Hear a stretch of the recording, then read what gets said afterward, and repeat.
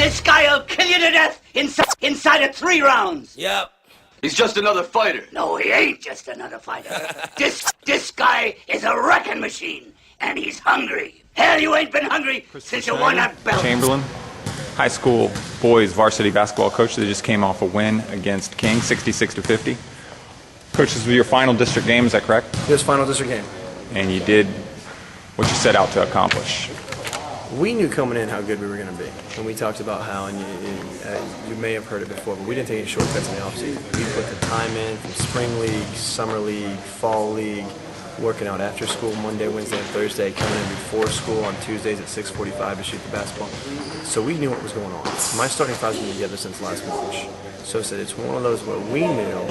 So our goal was to be a district champion. And bottom line, that was it. And here we are, 11-1 in the district as our district record with the one loss to Sickles, who we looked at was going to be our main competition, and that's what it is. And we've talked about trying to put the best team on the floor that we can be, and trying to make sure that we're getting better every day. Every time, be better today than you were yesterday. And those were our really 2 goals.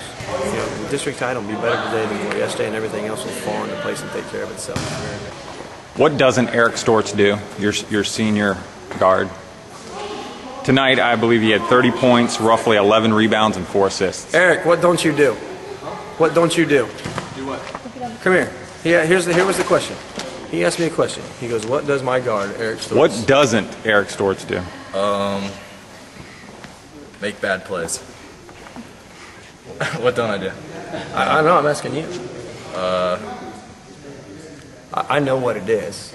I got it. I only took 1 charge so far. Is that it? He gambles maybe a little bit too much defensively, and there are at times where he loses confidence in his shot, and will go through streaks to where he's not shooting it as confidently as he should. Those would be the 2 weaknesses I would say in this game. But he is strong enough, stubborn enough to try and work his way through it. So, yeah, we're not at this point in time without him. But I think the thing that's made Eric the better basketball player is he's trusted his teammates.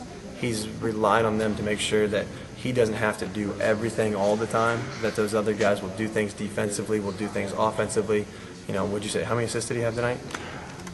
I had 3 after the first quarter, and I'm sure he had at least 1 more. There was more after that. So it was probably, he rebounds, he scores, he assists, steals, although he doesn't take charges, but that's because he's too busy trying to block shots, so he does do that every once in a while. But I would say that's probably about it. Eric, your coach, I think his biggest deficiency, Coach Snyder's deficiency, is he doesn't bait the refs enough. Are you going to have him work on that? Yeah, I think he's a young guy, and I think that comes with age. I think Coach Applin knew the refs. You know what I'm saying? He, 30 years in the business, he could bait the refs, but it's a work in progress. But Coach Snyder will, come district time, be baiting the refs. The referees are always a touchy subject, and however this gets aired and if this clip gets used, I could get fined, and it's not going to get many calls for Stortz throughout the rest of the season, so I'm just going to go ahead and bite my tongue. There's the wisdom of being around for a while for you. Let's talk about 1,000-point scorers. You faced a really good one tonight in Rashard Brown. I believe, Mr. Stortz, you already have 1,000 points. But there's a young man that wears number 22, Reginald Hart. How many can he score, Coach?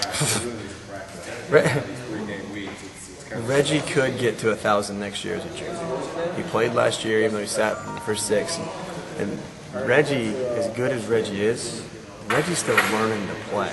And Reggie's been able to sit back and watch Stortz kind of do some of his stuff, and we've kind of let Reggie learn from the fly that way. And Reggie does a lot more freelance stuff, whereas Eric can do the freelance stuff as well as we'll run set plays. And we run set plays for Reggie too. We run set plays for David and Rod, and we run sets for any one of the 5 spots on the floor depending on where the mismatch is. But I think that Reggie's is that he's instinctual for a sophomore that a lot of sophomores don't have on yet. What do you guys have to do to go deep in the playoffs? What do you have to get better at? Defending. And although we defend well, it's our first step on the ball to making sure that we protect the basket. And it's making sure that we don't take plays off. And I think there was, one quarter there, it took us 3 minutes, maybe the second quarter. I don't think we scored for the first 3 minutes. Now, neither did they, but it's one of those where we've got to make sure that we're consistent. And we've talked about 2-minute bursts the last couple of weeks is going out and winning 2-minute bursts, and if we have to, we can go and we get a little more play out of our bench and a little more depth out of them that will be able to handle some of that stuff to try and make it right. Uppercuts, left jab, right hooks, body shots, occasional head bunts. Yeah, we got to get that in too.